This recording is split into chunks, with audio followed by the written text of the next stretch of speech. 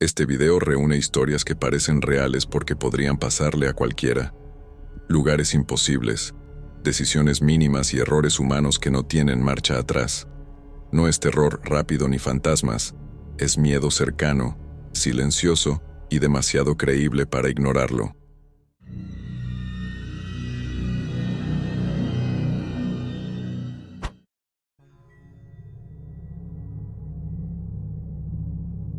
Me llamo Daniel, o eso creo.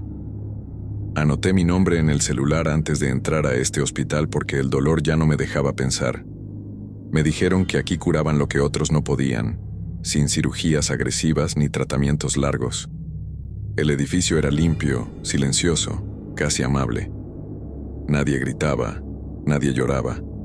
Eso debió parecerme extraño desde el inicio. El doctor que me recibió no usó bata blanca, solo una libreta y una sonrisa cansada.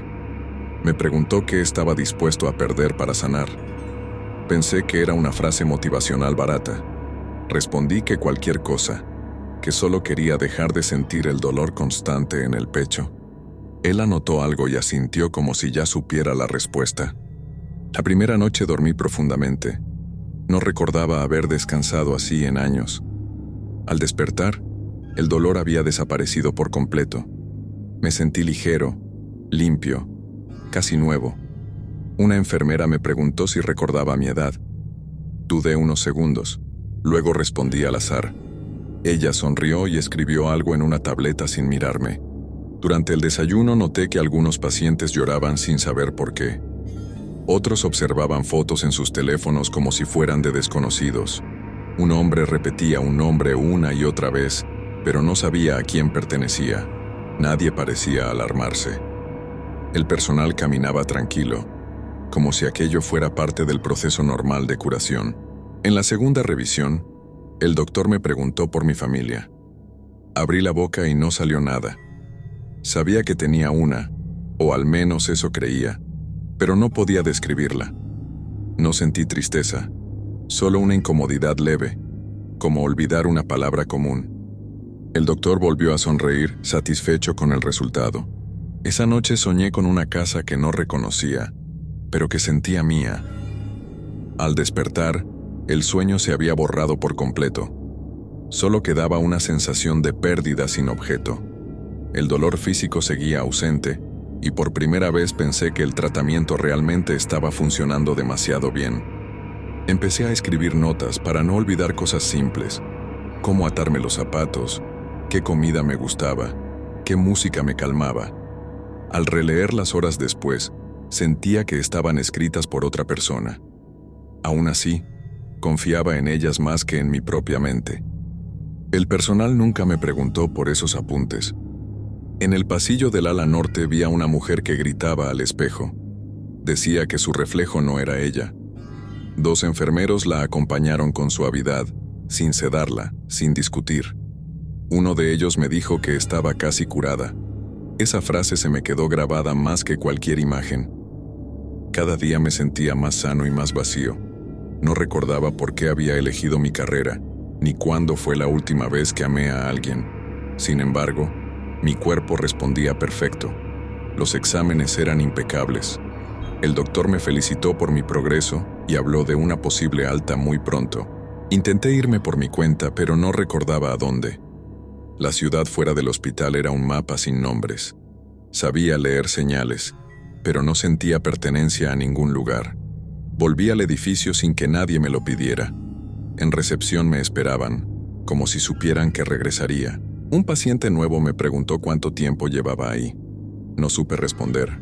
Miré mis notas y vi fechas contradictorias. Algunas parecían de hace meses, otras de años. El dolor en su rostro me resultó familiar, pero no recordaba haberlo sentido nunca. Le dije que todo iba a estar bien. Esa noche escuché a 2 médicos hablar detrás de una puerta. Decían que la curación era irreversible, pero efectiva. Que el índice de reincidencia era 0 porque nadie recordaba que había salido de ahí. Entendí que no hablaban de la enfermedad, hablaban de las personas. Intenté recordar mi apellido y solo obtuve un ruido mental, como una interferencia. Me dolió la cabeza por primera vez desde que llegué. Al reportarlo, el doctor pareció preocupado, pero no por mí. Ajustó algo en su tableta y el dolor desapareció junto con otro recuerdo más. Comencé a temer dormir. Cada vez que cerraba los ojos, algo desaparecía al despertar. No sabía qué, pero lo sentía. Me despertaba sano, funcional, obediente. La palabra curado empezó a sonar como una amenaza silenciosa que nadie pronunciaba en voz alta. Encontré una sala prohibida al fondo del hospital. No tenía camillas, solo pantallas mostrando rostros vacíos repitiendo datos médicos. Algunos sonreían, otros hablaban sin coherencia. Todos estaban físicamente perfectos. En la pared, una frase decía que la identidad era un efecto secundario. Intenté escribir quién era antes de enfermar, pero no pude completar una sola frase. Las palabras se sentían ajenas, robadas. Me di cuenta de que ya no luchaba por recordar, solo por entender qué quedaba de mí. Y esa duda comenzó a desaparecer también. El doctor me anunció que estaba listo para el alta. Me entregó un folder con documentos y una pulsera nueva. Me dijo que era normal sentir confusión, pero que el cuerpo estaba sano. Quise preguntar qué había perdido exactamente, pero no supe formular la pregunta.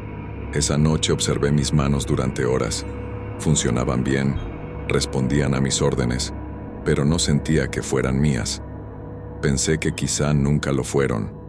La idea no me causó miedo. Eso fue lo que realmente me aterrorizó.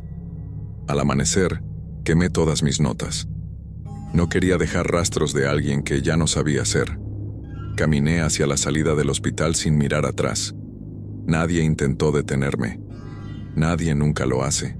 Antes de cruzar la puerta, escuché al doctor decir que el tratamiento había sido un éxito total. Asentí sin entender por qué. Sentía paz, claridad y una salud perfecta. No recordaba qué había sacrificado para conseguirlo. Al salir, el mundo se veía correcto, pero no significativo. Caminé entre personas sabiendo que yo también era una, aunque no entendía qué me diferenciaba de ellas. Tenía documentos, dinero y un nombre escrito, pero ninguno despertaba algo real dentro de mí. Estaba sano, completamente vacío.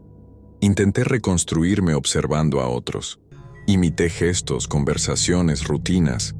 Funcionó bien. Nadie sospechó nada. Ser humano resultó ser un conjunto de hábitos aprendidos. Lo inquietante fue descubrir lo fácil que era reemplazar lo que había perdido. Días después encontré el folder del hospital. No recordaba haberlo guardado. Dentro había una hoja final que no había leído. Decía que la memoria no era necesaria para vivir, solo para sufrir. Entendí que la cura no era médica, era una decisión. Esa noche soñé con alguien gritándome mi nombre verdadero. Desperté sin saber qué había soñado, pero con lágrimas en el rostro. El cuerpo reaccionaba, aunque la mente ya no podía seguirlo. Algo en mí seguía intentando recordar, sin éxito. Comprendí entonces que el hospital no quitaba recuerdos al azar. Quitaba lo que nos hacía resistir: familias, culpas, amores, miedos. Todo lo que nos impediría aceptar cualquier realidad sin cuestionarla. La enfermedad nunca fue el problema real. Hoy no recuerdo por qué empecé a escribir esto. Solo sé que estoy sano, funcional y tranquilo. Si alguna vez fui alguien, ya no importa. El tratamiento funcionó exactamente como prometieron. Y eso es lo más aterrador de todo.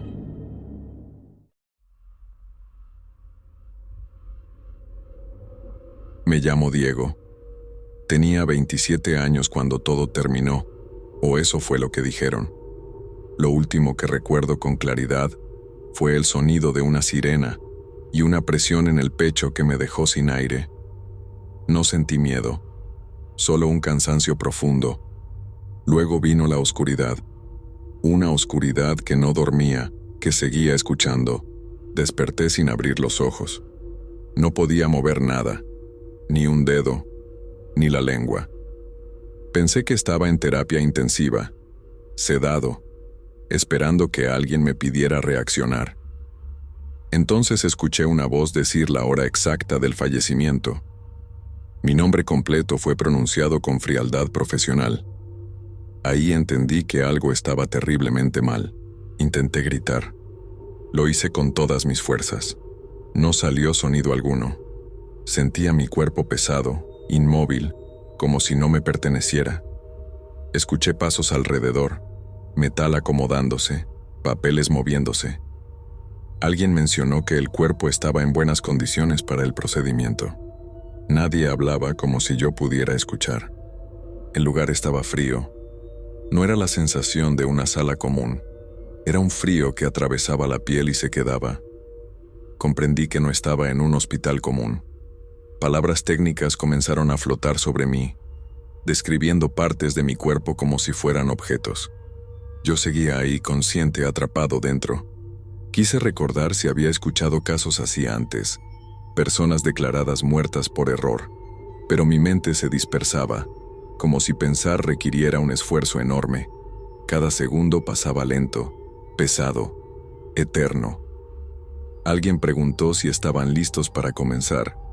El silencio que siguió fue insoportable. Sentí el primer contacto, no como dolor inmediato, sino como una presión extraña. Mi cuerpo reaccionó por dentro, pero no por fuera. Quise llorar. No pude. Mi respiración no existía, pero yo seguía sintiendo. Comprendí que la conciencia no siempre necesita movimiento para sufrir. Una voz describía cada paso con calma clínica. Escuchar cómo hablaban de mí en pasado me destrozó más que cualquier sensación física. Yo estaba ahí, escuchando cómo confirmaban que no había signos vitales. Mi mente gritaba que estaban equivocados, pero nadie podía oírla. Pensé en mi familia, en si ya les habían avisado, en si estarían llorando mientras yo seguía atrapado en esta pesadilla. Intenté concentrarme en un recuerdo feliz para no perder la cordura, pero los recuerdos se mezclaban, se volvían borrosos, como si se me escaparan también. El tiempo dejó de tener sentido. No sabía si habían pasado minutos o horas. Cada palabra que escuchaba se grababa con una claridad cruel. Alguien hizo una observación sobre una marca en mi cuerpo y recordó un dato de mi expediente. Yo era un archivo, no una persona. En algún punto, sentí algo distinto. No dolor, sino una especie de ruptura interna, como si algo estuviera cruzando un límite que no debía. Mi mente comenzó a desordenarse. Pensé que iba a desmayarme, pero no podía. Estar consciente se volvió el castigo principal. Quise morir de verdad para que todo terminara. Ese pensamiento me aterrorizó más que cualquier otra cosa. Desear dejar de existir para escapar. Nunca había entendido el verdadero significado de la desesperación hasta ese momento exacto. Estaba vivo y deseando no estarlo. Una de las voces dudó. Dijo que algo no le parecía normal. Otra respondió que era una reacción post-mortem común. Cerraron la discusión rápido. Yo quise aferrarme a esa mínima duda, pero fue descartada sin esfuerzo. Mi última esperanza se apagó ahí mismo. Mi mente empezó a fragmentarse. Recuerdos aparecían y se iban sin orden. No sabía si estaba pensando o soñando. Lo único constante era la certeza de que todo esto estaba pasando de verdad. Nadie vendría a detenerlo. Nadie sabía que yo seguía aquí. Sentí que algo dentro de mí se apagaba poco a poco. No como un golpe, sino como una luz que se atenúa lentamente. Pensé que quizá así se sentía morir realmente. No con dramatismo, sino con una aceptación forzada. La lucha se estaba acabando. Justo cuando creí que ya no podía soportarlo, escuché un cambio en el tono de las voces. Algo había ocurrido. No sabía qué, pero lo noté. Un silencio tenso llenó la sala. Alguien pidió que se detuvieran un momento. Mi mente se aferró a eso. Escuché una frase que nunca olvidaré. Dijeron que había una lectura extraña, mínima, casi imperceptible. Otra persona se acercó. Yo sentí una presión diferente, como si alguien buscara confirmar algo. No sabía si era real o una ilusión antes del final. Todo se volvió confuso. Voces superpuestas, pasos apresurados. Alguien dijo que había cometido un error. Mi mente quiso explotar de alivio, pero mi cuerpo seguía sin responder. No sabía si aún podían salvarme o si ya era demasiado tarde. Sentí movimiento. Mi cuerpo fue trasladado. El frío cambió. Los sonidos también. Alguien repetía mi nombre con urgencia. Yo intentaba responder, pero seguía atrapado. La conciencia se volvía pesada, como si quisiera soltarse por completo. Antes de perderlo todo pensé que si sobrevivía nadie me creería. ¿Cómo explicar algo así? ¿Cómo vivir sabiendo lo que se siente ser tratado como un cadáver consciente? Esa idea fue lo último claro que pasó por mi mente. Luego, por primera vez desde que desperté, todo se apagó de verdad. No hubo pensamientos, ni sonidos, ni miedo. Solo nada. Y esa nada fue un alivio absoluto. Desperté días después en una cama, con tubos y luces blancas. Esta vez sí pude abrir los ojos. Mi cuerpo dolía de una forma distinta, real, viva. Un médico me explicó que había ocurrido un error raro, una condición extrema. Dijo que tuve suerte. No usó la palabra milagro. Intenté contar lo que recordaba. Las voces, las palabras, la certeza de estar consciente. El médico escuchó en silencio y luego dijo que era normal que el cerebro creara recuerdos durante un estado crítico. Su tono fue amable, pero no creyó una sola palabra. Con el tiempo me dieron de alta. Volví a casa. Mi familia celebró como si hubiera regresado de la muerte. Yo sonreía, hablaba, actuaba normal. Pero algo en mí se había quedado en esa sala. Nunca volví a sentir el silencio de la misma manera. A veces, al cerrar los ojos, escucho de nuevo cómo dicen mi nombre en pasado. No es un recuerdo borroso. Es exacto, nítido. Sé que no fue un sueño. Nadie puede convencerme de lo contrario. Yo estuve ahí mientras decidían que ya no existía. Aprendí que la línea entre estar vivo y estar muerto no siempre es clara, que a veces depende de una lectura, de una decisión humana, y que la conciencia puede quedarse atrapada donde no debería, escuchándolo todo, sintiéndolo todo. Eso no se olvida jamás. Sigo vivo, camino, hablo, respiro. Pero cada vez que entro a un hospital sé algo que otros no. Sé que el silencio no siempre significa ausencia. A veces solo significa que alguien sigue ahí, sin poder decirlo.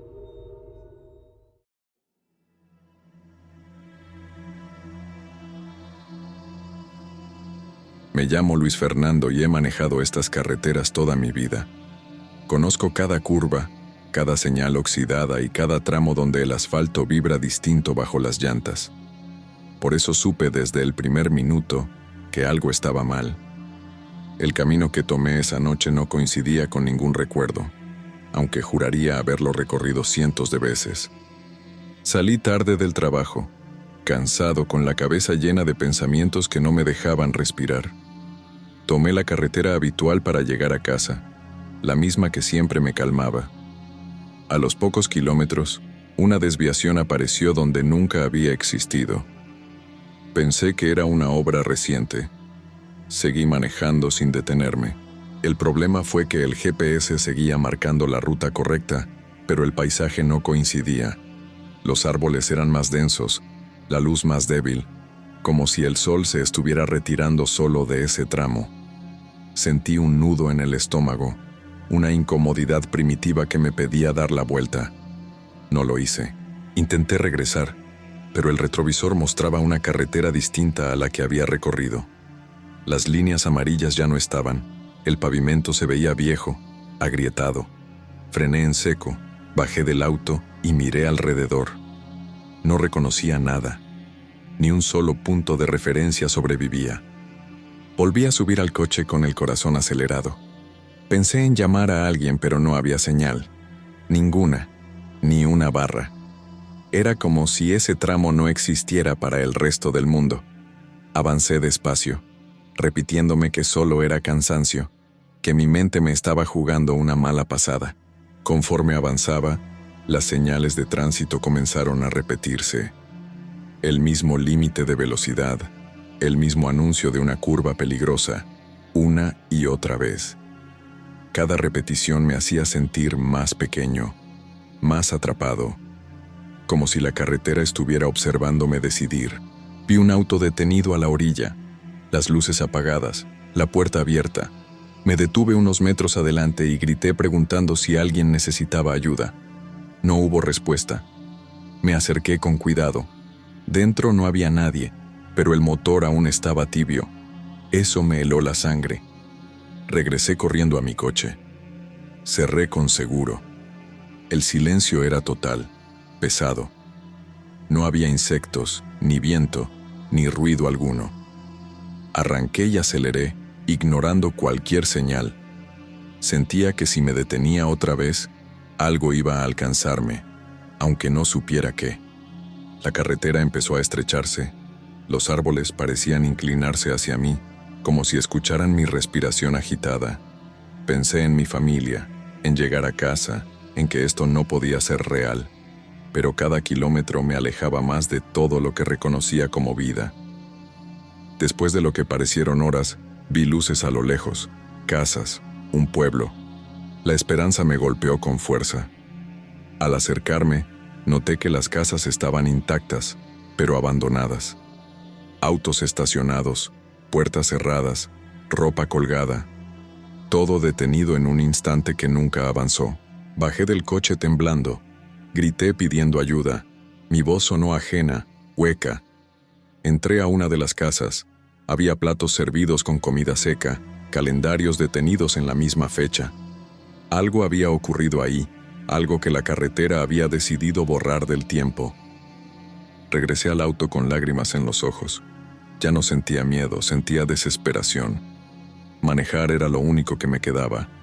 La carretera volvió a cambiar. Ahora descendía en una pendiente interminable. Mis manos dolían de apretar el volante con tanta fuerza. Comencé a ver reflejos en el parabrisas. No rostros claros, solo siluetas donde debería estar mi reflejo. Aparté la vista, pero seguían ahí. Sentí que la carretera no solo me movía del lugar, me estaba desarmando por dentro. Pensé en detenerme y caminar, pero supe que eso sería rendirme. Algo en mí entendía que quien baja del auto no vuelve a subir. Seguí manejando, llorando en silencio, hablando solo para no desaparecer en mi propia cabeza. El combustible nunca se acababa. El reloj del tablero no avanzaba. Mi cuerpo sí. El cansancio era brutal, doloroso. Cada parpadeo se sentía peligroso. Entendí que la carretera no quería matarme rápido. Quería que me desgastara por completo. En un tramo recto vi otro auto avanzar delante de mí. Aceleré desesperado por no estar solo. Me acerqué lo suficiente para leer la placa. Era la mía, mi propio número, mi propio coche. Grité, frené y el auto desapareció. Ahí comprendí que no estaba perdido en el espacio, sino en algo peor. La carretera no cambiaba de lugar, cambiaba de personas. Nos tomaba, nos repetía, nos dejaba girar hasta que dejáramos de ser nosotros mismos.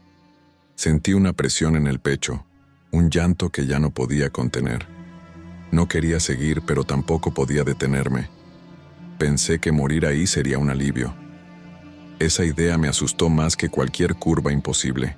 La carretera comenzó a iluminarse sola, sin faros, sin explicación.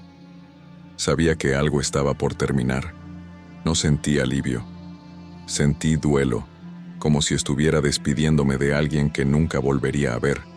Tal vez de mí mismo. Entonces vi una salida, un letrero con el nombre de mi ciudad. Frené con violencia. El temblor en mis manos era incontrolable. Respiré hondo y tomé la salida, sin saber si realmente quería lo que había al otro lado. Desperté dentro del coche, estacionado a la orilla de la carretera correcta. El sol estaba saliendo. Todo parecía normal, demasiado normal. Revisé el reloj. Solo habían pasado 20 minutos desde que salí del trabajo. Mi cuerpo, en cambio, se sentía como si hubiera envejecido años. Llegué a casa y abracé a mi familia con una necesidad que no supe explicar. Lloré sin razón aparente. Esa noche no dormí. Cada vez que cerraba los ojos, sentía el volante bajo mis manos y la carretera respirando conmigo. Volví a manejar días después. Todo estaba en su lugar. Ninguna desviación extra, ningún árbol fuera de sitio. Pero yo ya no era el mismo. Cada señal me parecía una advertencia personal. Cada curva, una amenaza silenciosa. Semanas después vi una noticia breve. Personas desaparecidas en carreteras, autos encontrados intactos, sin rastro de violencia. Nadie hablaba de los caminos. Nadie sospechaba de ellos. Yo cerré la página con las manos sudando.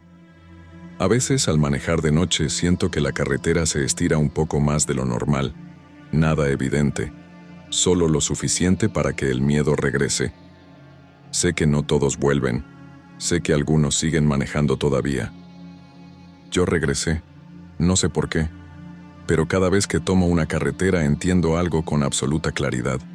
Los caminos no siempre te llevan a casa. Algunos solo están esperando a que seas tú el próximo en perderte.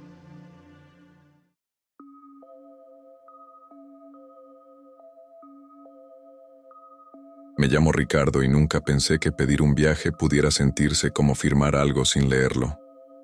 Era tarde, estaba cansado y solo quería llegar a casa. El auto llegó rápido, demasiado. El conductor no dijo mi nombre ni confirmó el destino. Solo me observó por el espejo con una atención incómoda, como si estuviera evaluándome antes de que yo pudiera decir una sola palabra. El interior del coche era impecable, sin una sola mancha, con un olor fuerte a limpieza artificial. En el retrovisor colgaba una tarjeta plastificada que decía 5 estrellas o nada. Reí por compromiso, pero el conductor no reaccionó. Arrancó con cuidado exagerado como si cada movimiento estuviera calculado para ser observado, no para conducir. Noté que miraba constantemente la pantalla del celular fijada al tablero. No era el mapa, era mi perfil, mi nombre, mi foto, mis viajes anteriores. Sentí que no me transportaba, me analizaba. El silencio empezó a volverse pesado, opresivo, como si cualquier palabra pudiera inclinar algo en mi contra. Intenté sonar amable.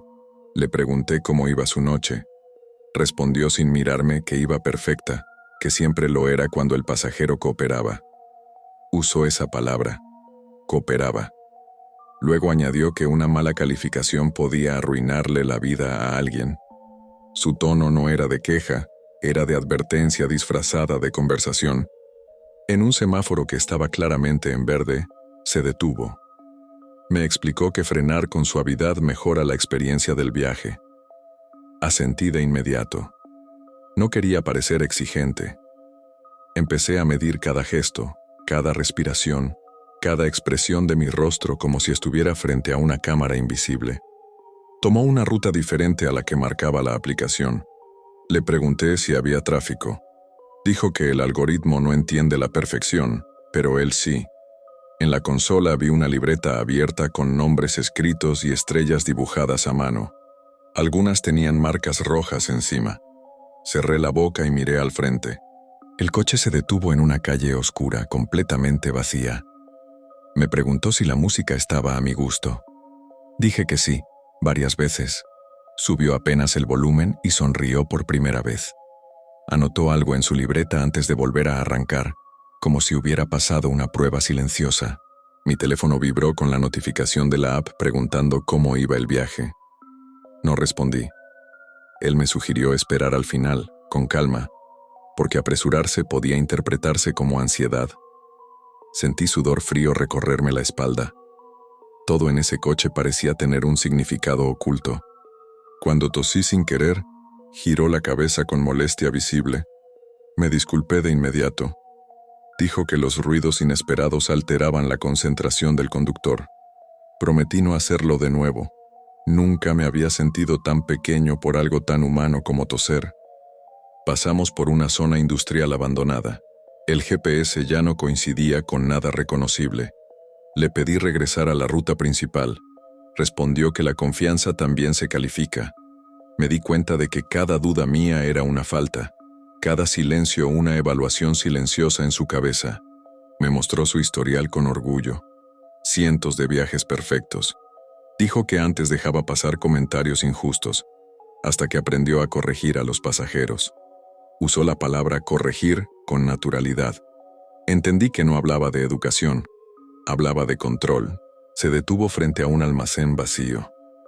Me preguntó si estaba cómodo, si sentía que el viaje cumplía mis expectativas.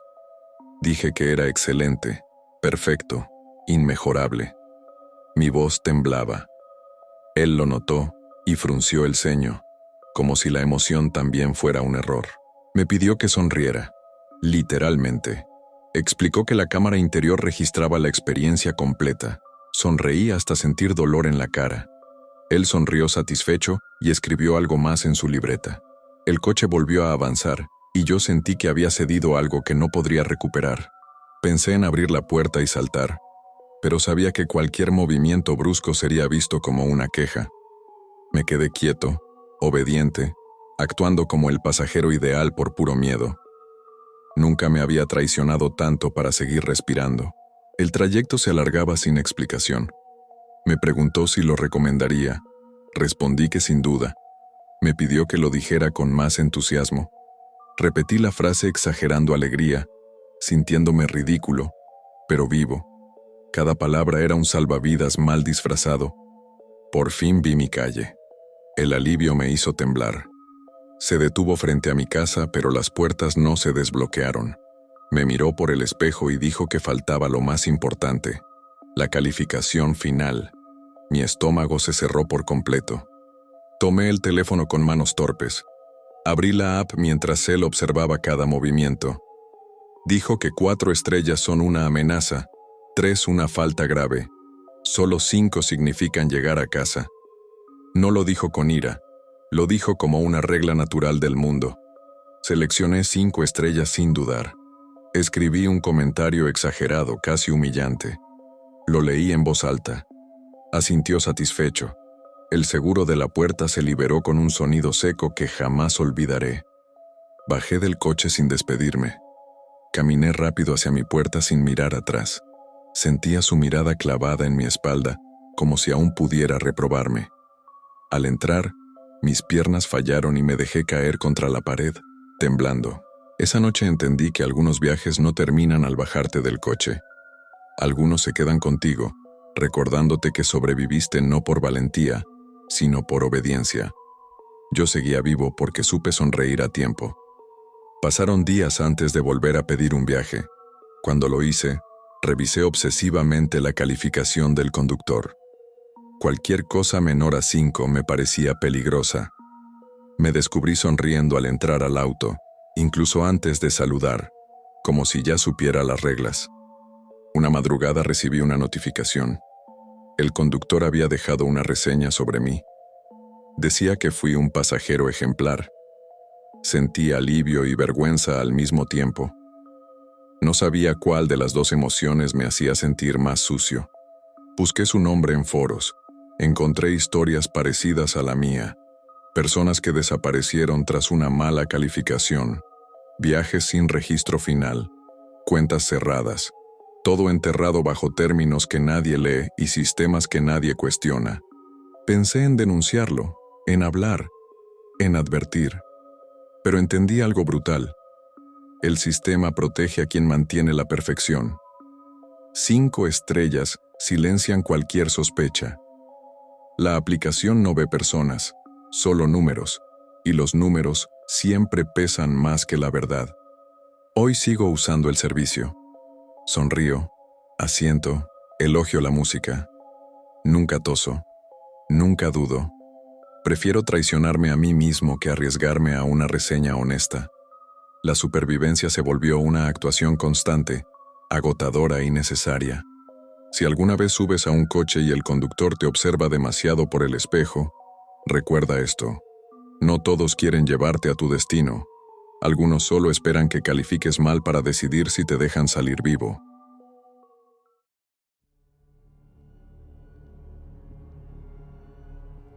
Me llamo Moises y siempre he trabajado de noche. No por gusto, sino porque el insomnio me convirtió en alguien que solo funciona cuando el mundo duerme. Conozco las calles vacías, las luces que parpadean y el silencio que solo existe después de medianoche.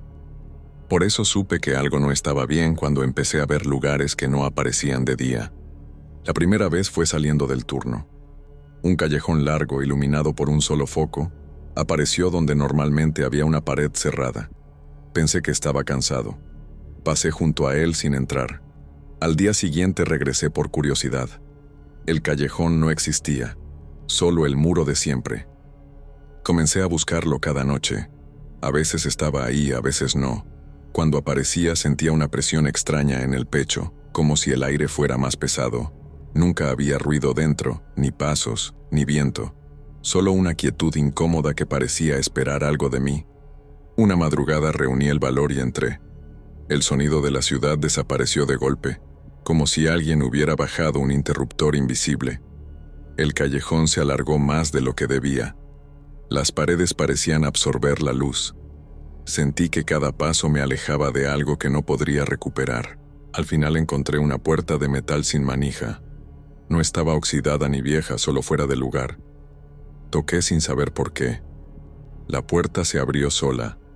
Detrás había una plaza completa, iluminada como si siempre fuera de noche, aunque no había cielo visible. Había edificios, bancas, anuncios, todo perfectamente conservado. Pero no había personas. Caminé sintiéndome observado aunque no veía a nadie. Las luces no parpadeaban, no fallaban. Era una noche detenida, sostenida artificialmente para que no avanzara nunca. Miré mi reloj. Seguía funcionando, pero el tiempo no parecía pasar. Me senté en una banca y sentí un cansancio profundo, distinto al físico. Era un cansancio emocional, como si llevara años despierto. Me levanté de golpe y regresé por donde había entrado. La puerta ya no estaba. Entré en pánico. Corrí por calles que no reconocía, aunque todo parecía diseñado para parecer normal. Vi un letrero con el nombre de mi ciudad, pero estaba mal escrito. Sentí que ese lugar había aprendido copiando recuerdos, no viviéndolos. Después de lo que parecieron horas, encontré el callejón de entrada. Crucé y el sonido del tráfico volvió de golpe. Caí de rodillas, temblando. Cuando miré atrás, el callejón había desaparecido otra vez. Esa noche no dormí. Intenté convencerme de que fue un episodio de estrés, pero las noches siguientes vi más lugares. Una tienda abierta que no existía de día, un parque iluminado sin entradas visibles, un edificio con ventanas encendidas donde nunca hubo construcción. Todos aparecían solo después de medianoche. Comencé a entrar en ellos. Algo dentro de mí quería hacerlo. Cada lugar tenía la misma sensación, calma forzada y tristeza profunda, como si estuvieran hechos para personas que ya no encajaban en el día. Sentí que no estaba explorando, estaba siendo invitado. En una de esas noches vi a alguien más. Un hombre sentado en el suelo mirando sus manos. Le pregunté si estaba bien. Me miró con ojos cansados y me dijo que llevaba ahí 3 noches. Luego corrigió. 3 años. Quise ayudarlo a salir, pero me dijo que de día ya no existía. Que su casa, su trabajo y su familia seguían, pero él no. Solo podía estar completo cuando la noche abría estos lugares. Sentí terror al reconocerme en su voz. Mis días comenzaron a deshacerse. Dormía mal, comía sin hambre. Solo esperaba que llegara la noche. Me descubrí caminando hacia esos sitios sin pensarlo. Dejé de llamar a mis amigos. Las conversaciones diurnas se sentían falsas. Una madrugada encontré un edificio con un letrero luminoso. Tenía mi nombre, Moises. Entré sin dudar. Dentro había habitaciones idénticas a lugares que había vivido. Mi infancia, mi primer departamento, mi cuarto actual. Todo estaba ahí, vacío. Comprendí que esos lugares no aparecían al azar. Existían para quienes ya no pertenecían del todo al día. Para los que se quedaban despiertos demasiado tiempo, pensando demasiado. No era una trampa, era una alternativa. Intenté dejar de salir de noche. Me forcé a dormir, a vivir como antes. Pero los lugares empezaron a aparecer más cerca. En la esquina de mi casa, frente a mi ventana. La noche ya no esperaba a que yo la buscara. Una madrugada abrí la puerta de mi casa y no encontré la calle. Encontré otro pasillo iluminado, silencioso, esperando. Sentí alivio y miedo al mismo tiempo, como si por fin hubiera llegado a donde siempre debía estar. Pensé en resistirme, pero ya no recordaba exactamente por qué. El día se sentía lejano, borroso. La noche, en cambio, me entendía. Di un paso al frente sin mirar atrás. Supe en ese instante que no todos desaparecen de golpe. Algunos simplemente empiezan a existir solo cuando nadie más los ve. Yo ya estaba cruzando esa línea. Desperté al amanecer en mi cama, pero algo estaba mal. La luz del sol me resultaba insoportable. Todo parecía demasiado ruidoso, demasiado rápido. Miré el reloj. Había pasado toda la noche fuera, pero nadie lo había notado. Para el mundo, yo seguía funcionando. Esa noche los lugares regresaron, más claros, más definidos. Ya no tenía que buscarlos. Se abrían frente a mí como puertas familiares. Comprendí que había sido aceptado, no como visitante, sino como parte del paisaje nocturno. Intenté advertir a alguien, pero las palabras no alcanzaban. ¿Cómo explicas un lugar que deja de existir al amanecer? ¿Cómo pruebas algo que solo vive cuando nadie más está despierto? El silencio comenzó a parecerme más honesto que hablar. Hoy sigo teniendo una vida de día. Trabajo, saludo, sonrío. Pero no pertenezco ahí. Mi verdadero tiempo empieza cuando el sol se va, cuando las calles cambian y los lugares correctos aparecen solo para nosotros. Si alguna vez caminas de noche y ves una calle que no recuerdas, no entres por curiosidad. Algunos regresamos, otros ya no quieren hacerlo, porque hay sitios que no te atrapan. Te reconocen. Yo me llamo Moises, o al menos así me llamo de día. De noche soy solo alguien más que finalmente encontró un lugar donde existir.